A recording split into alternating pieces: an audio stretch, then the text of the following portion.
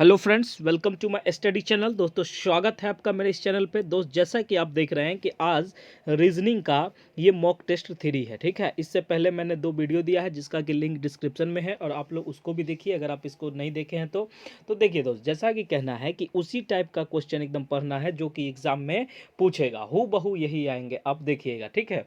और ये जो है क्वेश्चन, इसका आज मॉक सेट ये टेस्ट जो है ये 3 नंबर का, ठीक है। अगर आप इस चैनल पर नए हैं तो इस चैनल को सब्सक्राइब कर दें और अपनी तैयारी को बेहतर बनाएं। अगर आप इस नौकरी चाहते हैं इस बार कि बिहार सिविल कोर्ट में मैं अपना जगह पक्का करूं, तो इस चैनल को सब्सक्राइब कर दें, क्योंकि इसमें बहुत सारा वीडियो ओनली कंटेंट ऑफ उसमें कि सिविल कोर्ट के लिए हम वीडियो बनाते हैं। ओके, तो देखिए, जैसा कि पहला है कि एक मोटिवेशनल थॉट से हम आज की शुरुआत करते हैं। तो देखिए क्या लिखा हुआ है कि शिक्षा को समय दो, शिक्षा आपका समय बदल देगी। कहने का मतलब है कि अगर जितना आप पढ़ोगे उतना आपका फ्यूचर अच्छा होगा, ठीक है। तो शिक्षा को समय दो, शिक्षा आपका समय बदल देगी, ठीक है। इसी मोटिवेशनल थॉट के साथ हम अगला क्लास स्टार्ट करते हैं। तो सबसे पहला जो क्वेश्चन है वो दिया हुआ है, किसी निश्चित कूट भाषा में सी हैज़ फीवर, फेवर का क्यू सी ऐसे लिखा हुआ है, ठीक है। तो हैज ही डेड शर्ट का डूर हो टू का लिखा हुआ है। तो उसी भाषा में हैज को किस प्रकार लिखा जाता है। तो ऐसे क्वेश्चन को बनाने के लिए आप देखिएगा कि जो लाइन दिया हुआ है उस ये वाला लाइन और इस लाइन में एक कॉमन चीज़ होगा, ठीक है। जैसे हम आपको इधर लिख के आगे समझाते हैं, देखिए इसको कैसे बनाइएगा आप, तो समझिए। देखिए, जैसे कि मैंने इसमें लिख दिया, जो क्वेश्चन में था she has favour has he dead shirt. कहने का मतलब इसका ये दिया हुआ है भाषा और इसका ये दिया हुआ। देखिए कि इसमें आपको कॉमन लाइन कौन नज़र आ रहा है, कि कॉमन जो है, जैसे इसमें देखिए कि सी है, इसमें सी नहीं है, इसमें जो हैज है और देखिए कि इसमें भी हैज है। आप इस बात को समझे कि सबसे पहले इसमें कॉमन चीज़ देखिएगा, उसके बाद कोई चीज़ कॉमन नहीं है। तो कहने का मतलब अब ये जो पॉइंट दिया हुआ है इसमें आप कॉमन देखिए कि इसमें भी का है और इसमें भी का है, ठीक है। इसमें भी का दिया हुआ है। तो अब जो आपका क्वेश्चन इसमें पूछा गया है वो क्वेश्चन क्या है उसको हम देखते हैं कि क्वेश्चन क्या है। तो क्वेश्चन जो दिया हुआ है कि हैज का किस प्रकार लिखा जा सकता है। तो अब देखिए कि हैज, देखिए कि हैज का जो कॉमन है वो क्या आया है, का। तो हैज का जो रिजल्ट हो जाएगा वो क्या होगा, का। तो आपका जो ऑप्शन होगा ये ऑप्शन सी सही हो जाएगा, ठीक है। इस क्वेश्चन को अब देखिए कि इसको ऐसे ही बनाते हैं, कॉमन चीज खोज के उसका हम फेवर कर देते हैं। ओके, नेक्स्ट क्वेश्चन जो है उसकी बात हम करते हैं कि किसी भाषा में प्ले कार्ड, ये लिखा हुआ है स्पेलिंग, अब इसको ये लिखा जाता है तो इसको क्या लिखा जाएगा, ठीक है। तो इस टाइप के क्वेश्चन बनाने के लिए आपको क्या करना पड़ता है उसको आप समझिए। इसमें जो लिखा हुआ है उसको आप समझिए कि जैसे लिखा हुआ है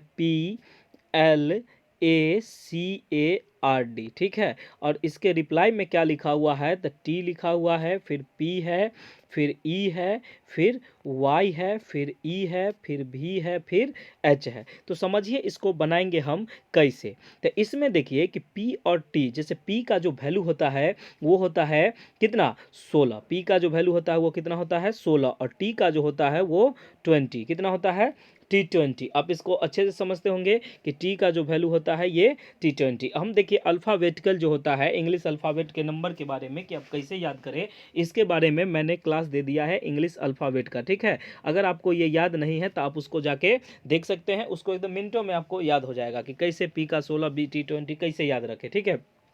तो इसी तरह से एल का है 12 और पी का है फिर 16, अभी बताया है आपको। ए का 1 और ई का 5। इसी तरह से देखिए कि सब में जो है +4 इंक्लूड हो रहा है। देखिए कि सारा जो है ना, जैसे डी एच, तो डी का कितना होता है 4 और एच का H8, ऑनेस्ट 8, ठीक है। तो इसको आप इस तरह से देख लीजिएगा कि सब के बीच में डिफरेंस जो आ रहा है 4 आ रहा है। तो सीधा जो मॉनेस्टर लिखा हुआ है उसमें आप 4 4 के जोड़ के लिखिए। जैसे लिखा हुआ है MON, एक मिनट देख लेते हैं क्या क्या है, MON, उसके बाद क्या है MONSTER, STER, देखिए कि STER।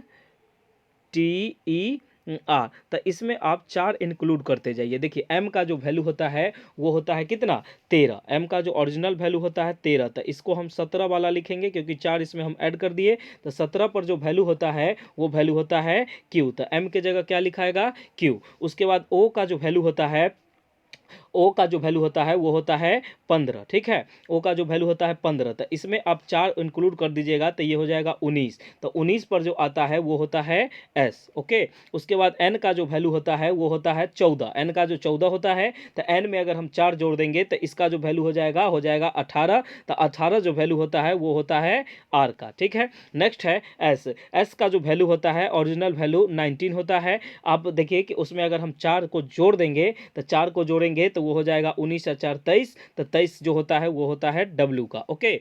उसके बाद आप बात करते हैं एस के बाद हम किसका बात करेंगे, टी का, तो टी 20, टी का जो वैल्यू होता है वो 20 होता है। इसमें हम 4 जोड़ देंगे तो ये हो जाएगा 24, तो 24 किसका वैल्यू होता है, तो एक्स का। उसके बाद नेक्स्ट जो होता है ई का होता है 5, 5 में अगर 4 जोड़ देंगे तो हो जाएगा 9, तो 9 जो वैल्यू होता है वो होता है आई का। उसके बाद आर जो होता है, आर का तो वैल्यू आपको बताए हैं कि 18, आर का जो वैल्यू होता है 18, अगर आर में 4 जोड़ देंगे तो ये हो जाएगा 22, तो 22 जो वैल्यू होता है ये भी का होता है, ठीक है। तो आपका जो आंसर हो गया वो आंसर ये है QSRWXI भी की। देखिए इसको कैसे बनाए हम, तो आपको इसमें ये इसका वर्ड याद होना चाहिए कि कितने नंबर पर कौन सा आता है, तो इससे आपको ये क्वेश्चन आपको इजी लेवल पे बन जाएगा। ये मैंने बताया है इसलिए इसमें ज़्यादा टाइम लगा है, तो आप इसको अच्छे से देखिएगा। और आप लोग अगर इस चैनल पर नए हैं तो इस चैनल को सब्सक्राइब कर दीजिए। और दोस्त जिसको कि याद नहीं है तो वो लोग क्या करें, तो इसमें इंग्लिश अल्फ़ाबेट करके क्लास है जो कि मैं डिस्क्रिप्शन में भी दे दिया हूँ रीजनिंग का क्लास, तो वो क्लास आप देख लीजिएगा। 5-6 मिनट का क्लास है, 2 क्लास है, 5-6 करके होगा, 10-15 मिनट का वो क्लास है,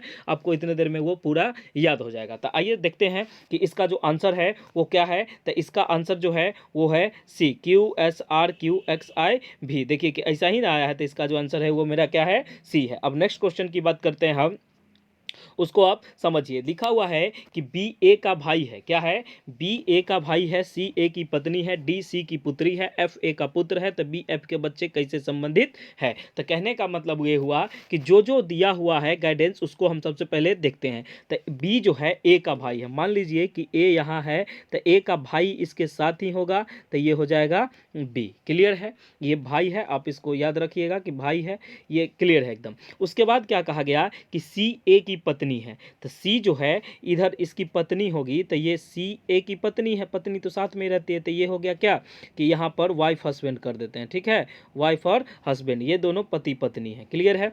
उसके बाद दोस्त आगे देखते हैं कि आगे क्या है, तो उसको आप समझिए।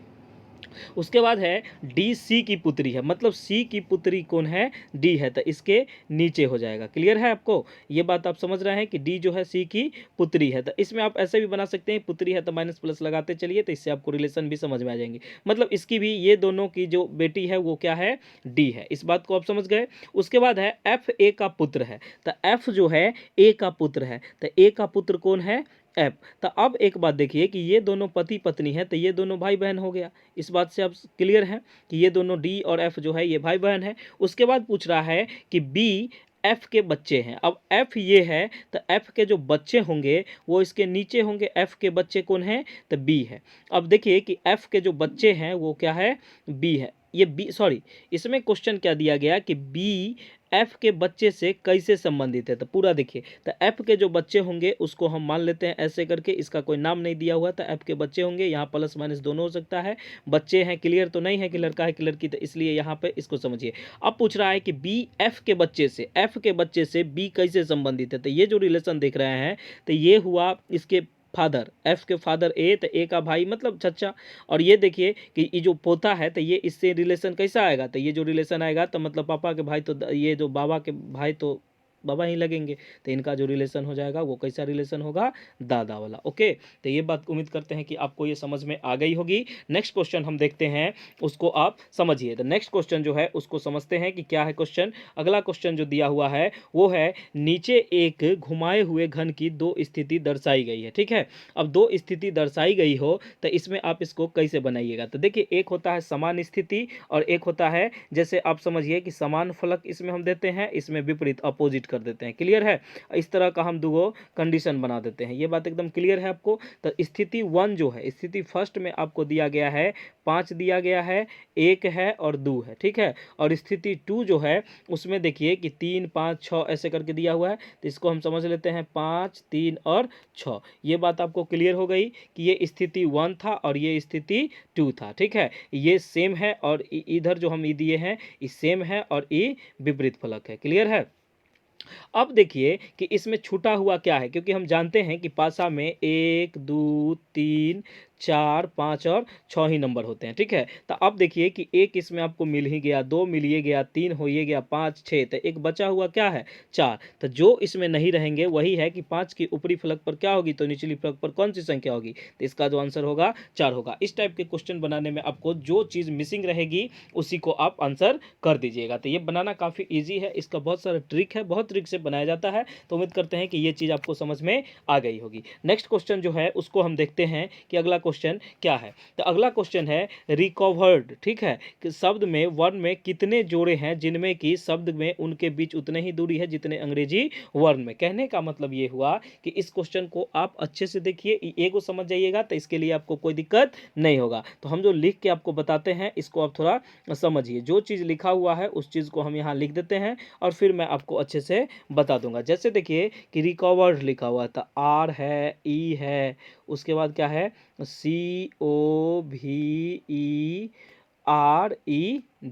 कहने का मतलब यह है कि इसमें भी उतना ही गैप होना चाहिए, जैसे आर ई के बीच एक का दूरी है तो इसको इंग्लिश अल्फ़ाबेट में भी इन दोनों के बीच में एक का दूरी होना चाहिए। तो देखिए आर का जो वैल्यू होता है वो होता है 18 और ई का जो वैल्यू होता है वो होता है 5, सी का होता है 3, ओ का होता है 15 और उसके बाद भी का होता है 22, ठीक है, ई का होता है 5, आर का जो वैल्यू होता है वो होता है 18, ई का होता है 5, मैं ऐसे लिखता हूँ, डी का होता है 4। तो देखिए अब आप इसको समझिए अच्छे से, क्लियर से देखिए कि इसको थोड़ा अच्छे से समझिएगा कि देखिए जैसे रिकवर्ड मैंने लिखा है तो इसको आप समझिए कि जैसे आर और 5, देखिए एक चीज़ समझिए, इसमें समझना जो बात है उस बात को समझिए। सी का 3 है तो जैसे आप देखिए कि ओ 15 है ना, ये ओ जो है इसका वैल्यू कितना है 15 और 15 और 3 18। देखिए तो इसमें भी 1 2 तीसरे नंबर पर ये है, मतलब क्या है कि ये जो नंबर दिया हुआ है इसमें भी ये तीसरे नंबर पर है और अल्फ़ाबेट में भी 15 और 18, ओ के बाद 18, तो इसमें भी गैप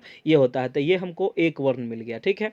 उसके बाद हम देखते हैं ओ से ही देखिए कि R18 है दिए हुए ना, ये है R18, तो इसमें भी देखिए कि 15 इसको ओ का होता है, आर का वैल्यू भी उतना ही सेम है, तो समान अंतर है, तो ये हमको 2 गो मिल गया। तो इस बात को समझिए कि हमको कितना मिल गया, अब 2 हो गया। उसके बाद जो लास्ट है ईडी है ना, तो ईडी देखिए कि इसमें भी मतलब ये जो क्वेश्चन दिया हुआ इसमें भी एक का अंतर है और डी का 5 होता है और इसका डी का 4 होता है और ई का 5 होता है, तो इंग्लिश अल्फ़ाबेट में भी एक का ही अंतर है। तो इसमें टोटल जो नंबर हमको मिल गए वो अभी तक कितने मिल गए हैं, 3। अब देखिए कि चौथा एक और है कि जैसे आर और भी का ये 22 दिए, हम देखिए कि भी के बीच में 1 2 3 और चौथा पर है और आर इंग्लिश अल्फ़ाबेट में भी ऐसा ही होता है। तो टोटल कितने वर्ण हो गए, तो टोटल 4 वर्ण है ऐसे जिनका कि इंग्लिश अल्फ़ाबेट में भी नंबरिंग सेम होता है और इसमें भी नंबरिंग सेम हो गया, ठीक है। अब नेक्स्ट क्वेश्चन की बात हम करते हैं, उसको आप देखिए। नेक्स्ट क्वेश्चन जो है उसको समझिए, ये दिया हुआ है कि 2 कथन उसके 3 निष्कर्ष, इसको आप पढ़ लीजिएगा, ये क्योंकि मैंने कल भी इसका करवाया था तो उसमें भी आपको ये दिक्कत नहीं है। तो आप सबसे पहले इसका कथन और निष्कर्ष, मैंने आपको बताया था कि आप इसका कथन और निष्कर्ष देखिए, उसमें आपको अच्छे से समझ में आएगा। तो इसके लिए हम एगो सर्कल ले लेते हैं, क्या ले लेते हैं, एक सर्कल ले लेते हैं। यहाँ पर मान लीजिए हम एक सर्कल ले लिए, कोई प्रॉब्लम नहीं। अब नेक्स्ट जो देखते हैं उसको आप समझिएगा अच्छे से और इसको एकदम बनाना है एकदम इजी लेवल पर कि एकदम हमको एकदम हो जाए। देखिए इसमें क्या है कि सभी दुकानें पार्क है, कहने का मतलब है इसमें एक और होगा, उसको हम उसको भी ले लेते हैं कि मान लीजिए सभी दुकान जो है इसके अंदर, एक मिनट, ये जो है इसके अंदर मान लीजिए कि ये दुकान है, क्या है ये, सभी दुकानें पार्क हैं। इसको समझिए अच्छे से, ये क्वेश्चन एगो आपको समझ जाइएगा तो ये बन जाएगा। इसको हम डी से लिखते हैं दुकान है, ठीक है। इसके ऊपर हम एक और को चढ़ा देते हैं क्योंकि सभी दुकानें क्या कहा है, पार्क है, तो P4 पार्क है, क्लियर है। उसके बाद लास्ट है कि कुछ इसमें जो है कुछ दुकानें स्कूल है, मतलब ये जो दुकान है ये स्कूल भी है, तो इधर से हम कुछ भाग ले लेते हैं तो ये स्कूल है, क्लियर है आपको, इतना बात आपको समझ में आ गया। उसके बाद देखिए कि इसका निष्कर्ष क्या है, पूछ रहा है कुछ पार्क स्कूल है। अब आप समझिए कि कुछ पार्क स्कूल है, तो ये पार्क तो ये पूरा है, पूरा ये जो बाउंड्री है ये पार्क है। इसका देखिए कि स्कूल ये वाला है, तो अब देखिए कि इसका जो कुछ भाग है मतलब यहाँ से और यहाँ वाला भाग, ये दोनों तो पार्क है, तो ये कथन सही हो गया, ठीक है। तो पहला जो कथन है वो सही है। उसके बाद बताया गया है कोई स्कूल पार्क नहीं है। अब हमको एक बात बताइए, कोई स्कूल पार्क नहीं है, ये संभव है? क्योंकि स्कूल यहाँ से है और पार्क भी इसके बीच में है, तो ये जो ऑप्शन है ये गलत हो गया। नेक्स्ट है कुछ पार्क दुकानें हैं। अब इस बात को समझिए कि कुछ पार्क जो है, पार्क का जो कुछ हिस्सा है, देखिए कि इसमें ये मतलब क्या है कि ये पूरा पार्क है और इसका जो कुछ भाग है, जैसे कि ये यहाँ पर दिया गया है, तो ये वाला जो भाग है ये देखिए दुकान है, तो इसका ये पूरा का कुछ भाग तो दुकान है ना, तो ये भी ऑप्शन सही हो गया। तो कहने का मतलब 1 और 3 अनुसरण करता है। तो ऑप्शन में देखिए कि 1 और 3, 1 और 3, केवल 1 और 3, निष्कर्ष 1 और 3। इसमें देखिए कि कुछ मिस्टेक हो गया है, जैसे इसमें दोनों का दिया हुआ है ये, तो आप इसको में से एगो काट दीजिएगा। ऑप्शन क्या है, सॉरी नहीं, ऑप्शन तो ठीक दिया गया है, तो ऑप्शन जो इसका आंसर हो जाएगा वो हो जाएगा 1 और 3। इसमें 2 3 दिया हुआ, ठीक है। तो आंसर जो इसका हो जाएगा वो कितना हो जाएगा, 1 और ये पहला और तीसरा, ठीक है। तो ये जो है आपका ये जो क्वेश्चन हुआ, तो इसका आंसर हुआ 1 और 3। तो उम्मीद करते हैं कि ये क्वेश्चन आपको एकदम इजी लेवल में समझ में आया होगा, जिसके लिए कोई दिक्कत नहीं होगा। ओके, अब नेक्स्ट क्वेश्चन देखते हैं, उसको आप समझिए। नेक्स्ट क्वेश्चन जो है उस पर चलते हैं हम। तो ये जो क्वेश्चन है, अब क्या है कि 7 मित्र है, 7 मित्र है। कल मैंने बताया था कि अगर 6 रहेगा तो आमने सामने बैठेगा, उसको आप बैठा दीजिएगा। क्वेश्चन में बोले नहीं फिर भी, लेकिन इसमें 7 को है तो ये आमने सामने नहीं, आप किसी को कहीं भी बैठा सकते हैं। तो आप समझिए कि इसको बनाना कैसे है, तो उस चीज़ को देखिए कि एकदम क्लियर से समझिए, और इसमें से कहीं से कोई दिक्कत हो तो आप हमको बताइए। तो यहाँ पर हम आपको एगो ये बताते हैं, ऐसे करके आप इसको समझिए। रुक जाइए 1 सेकेंड, इसको हमको तनी बना लेने दीजिए। ये जो है इसको देखिए कि ये इसको बनाना एकदम इजी लेवल पर है, कहीं कोई दिक्कत नहीं है। तो ये जो है मैंने एक बना लिया, कोई दिक्कत नहीं। अब इसमें आप लोग समझिए कि हमको इसको समझना कैसे है, तो एकदम इजी लेवल से एक क्वेश्चन समझिए हो जाएगा। PQRSW एक वृत्ताकार मेज के इर्द गिर्द केंद्र की ओर मुँह करके, तो केंद्र जो है तो यहाँ होगा केंद्र, इस बात से आप समझते हैं कि केंद्र होगा, ये क्लियर है। अब जो है नेक्स्ट उसको समझिए कि केंद्र की ओर मुँह करके बैठा हुआ है, तो एक थोड़ा इधर उधर हो गया, उससे कोई दिक्कत नहीं, आप समझिएगा कि एगो आदमी मान लीजिए ऐसे बैठा हुआ है, फिर दूसरा है, फिर तीसरा है, फिर चौथा है, इस तरह से है, पांचवा है, फिर छठा है, और एक और न होगा तो ये 7वां है। क्लियर है, आप किसी के कैसे कैसे करके बैठा दिए। अब देखिए कि क्वेश्चन कैसे कैसे दिया हुआ, क्वेश्चन कहा गया, अब इसमें एक लिखा हुआ, जरूरी नहीं कि इसी क्रम में हो, कोई क्रम में नहीं है, जैसे आप बैठा दीजिए वैसे वैसे समझ जाइएगा, ठीक है। तो इसको हम एक फ्रेश बनाते हैं और इसको आपको समझाते हैं। देखिए कि जैसे क्या है कि अब दिया हुआ क्वेश्चन में क्या है कि आर डब्लू के बाईं ओर बैठा हुआ है, आर जो है डब्लू के बाईं ओर है। तो आर को आप मान लीजिए कि आर यहाँ, रुके एक मिनट, इसको हम तनी अच्छे से बना देते हैं। देखिए अब इसको हम क्वेश्चन पढ़ते हैं और इसको हम बनाते हैं। तो देखिए सबसे पहले इसमें समझना ये है कि क्या क्या दिया गया। अब किसी भी पॉइंट को पकड़ के बना सकते हैं। आर डब्लू के बाईं ओर बैठा हुआ है, तो आर जो है डब्लू का, मान लीजिए कि डब्लू ऐसे है, केंद्र की ओर मुंह करके बैठा हुआ है, तो आप हम डब्लू यहाँ मान लिए, कोई दिक्कत, आप किधर भी मान सकते हैं, लेकिन इसको सॉरी, देखिए इसमें क्या है कि आप इसको फिर हम प्रूफ भी कर देंगे कि ये माना हुआ सही है कि नहीं। हम मान लेते हैं कि ये यहाँ पे अभी डब्लू बैठा हुआ, डब्लू। अब देखिए कि आप इस जगह में अपने आप को बैठाइए, तो बायां साइड जो आपका होगा ये वाला साइड होगा, ठीक है। इस बात से आप समझते हैं। तो डब्लू के बाएं और आर बैठा हुआ है, तो कोई दिक्कत नहीं है, इसको हम बैठा दिए। उसके बाद कहा गया कि इसके निकटतम स्थान पर और पी के बाईं और तीसरे स्थान पर बैठा है, पी के बाईं और तीसरे स्थान पर। अब देखिए कि इसमें एक और कंडीशन दिया हुआ है कि बी पी के बाईं और तीसरे। अब देखिए कि इधर 1 2 और 3, इस पे हम बैठाते हैं तत्काल में और देखते हैं कि सही है कि नहीं। उसके बाद इधर भी हो सकता है 1 2 और 3, यहाँ भी होगा, लेकिन इसको यहाँ पर बैठाइए। तो ये जो है इस कंडीशन को फॉलो करने लगा कि ये जो है जो बताया कि पी के बाएं स्थान पर तीसरा में बैठा है। देखिए कि ये जो आर है, आर का जो बायां हो जाएगा 1 2 3, इधर से चल जाएगा। ये जो है P है, P ऐसे करके है, तो P का जो बायां होगा तो 1 2 और 3, ये 1 2 और सॉरी 1 यहाँ आएगा, फिर 2 और ये 3, तो तीसरा स्थान पर R है। तो ये भी कंडीशन फॉलो हो गया। P और S के बीच केवल 2 मित्र बैठे हुए हैं, तो P और S के बीच तो 2 मित्र का देखिए जगह खाली है। अगर हम S को यहाँ बैठा देते हैं तो इसके बीच में 2 मित्र का जगह खाली है। उसके बाद है Q V के दाईं और निकटतम स्थान पर बैठा हुआ है, तो Q जो है V के बाईं ओर। अब देखिए 2 स्थान खाली है, तो इसमें में यहाँ पर बैठाइएगा तो नहीं होगा, इधर देखिए, तो इसमें हम Q के बाईं ओर, तो ये जो Q हुआ और ये V हुआ। ओके, उसके बाद बात करते हैं कि S T के सापेक्ष ये है, S के सापेक्ष T का स्थान है, तो S के सापेक्ष मतलब होता है इसके विपरीत, ठीक है। तो यहाँ पे आप T को बैठा दीजिए, तो आपका देखिए कि सारा कंडीशन आपको मैच कर गया। तो क्वेश्चन में पूछा है कि एस टी के स्थान पर सापेक्ष टी का स्थान क्या है, तो टी का जो स्थान है वो कैसा है, टी का जो स्थान है कि एस के सापेक्ष टी का स्थान दाईं ओर तीसरा है, तो दाईं ओर तीसरा है, तो आप देख रहे हैं कि 1 2 3 ये 2 गो हुआ यहाँ और तीसरा स्थान यहाँ है, तो इसका जो आंसर हो जाएगा वो आंसर हो जाएगा सी, दाईं ओर तीसरा है। उम्मीद करते हैं कि ये चीज़ आपको समझ में आ गई होगी। नेक्स्ट क्वेश्चन जो है उसको आप देखिए कि निम्नलिखित आकृति में जी, ये जो है ओ जिसको सर्कल बोलते हैं, ये कठोर, ये जो है ये वाला कठोर परिश्रम वाले लोगों को दर्शाता है, ठीक है। ए ई त्रिभुज जो है सो गंभीर के लिए है, ठीक है, त्रिभुज जो है किसके लिए है, गंभीर आदमी के लिए, और ये जो है वर्ग ये है बुद्धिमान लोगों के लिए, वर्ग जो है ये किसके लिए है, बुद्धिमान लोगों के लिए, ठीक है। तो ये आपको समझ में आ गई। अब आप समझिए कि इसमें क्वेश्चन क्या पूछा गया, ऐसे कठोर श्रम करने वाले की संख्या ज्ञात कीजिए जो बुद्धिमान है लेकिन गंभीर नहीं।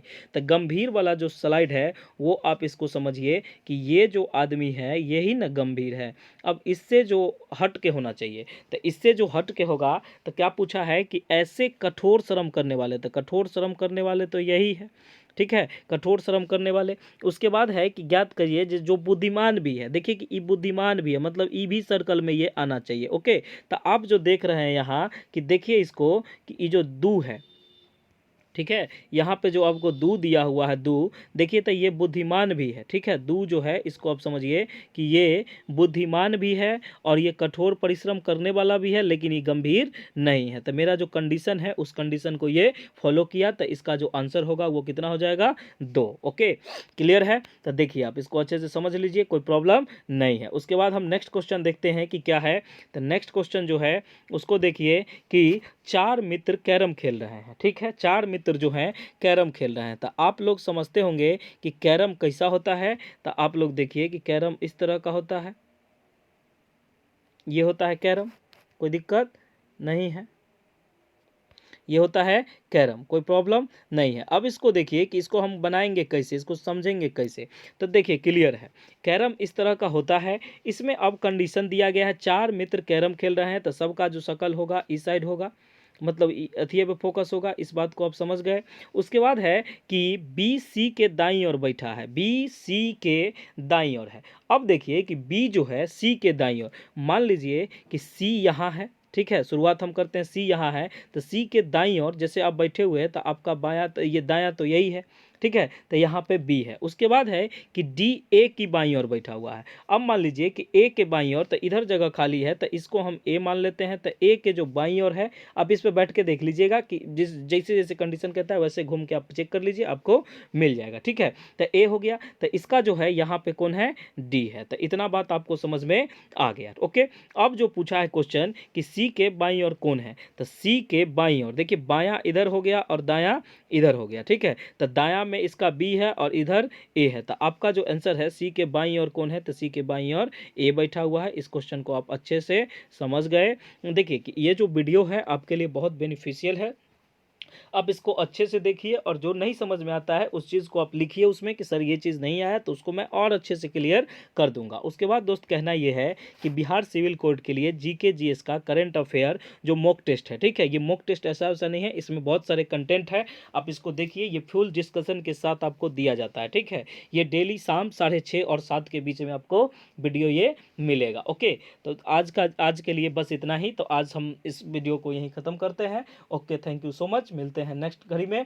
तो देखिए दोस्तों कि अगर आप इस चैनल पर नए हैं तो इस चैनल को सब्सक्राइब कर दें, और ये चैनल एक ऐसा चैनल है जो आपको एकदम सिविल कोड के लिए ये एकदम बेहतर तैयारी करवाएगा। आप किसी अदर से जब एग्ज़ाम दे के आना तब कंपेयर करना, अभी तो आपको नहीं समझ में आएगा, लेकिन एग्ज़ाम जब दे दोगे तब आपको ये पूरा एकदम समझ में आएगा। तो इसके लिए आप लोगों का धन्यवाद। आप लोग ऐसे ही हंसते रहिए, मुस्कुराते रहिए और देखते रहिए इस चैनल को। थैंक यू सो मच, मिलते हैं नेक्स्ट वीडियो में, बाय।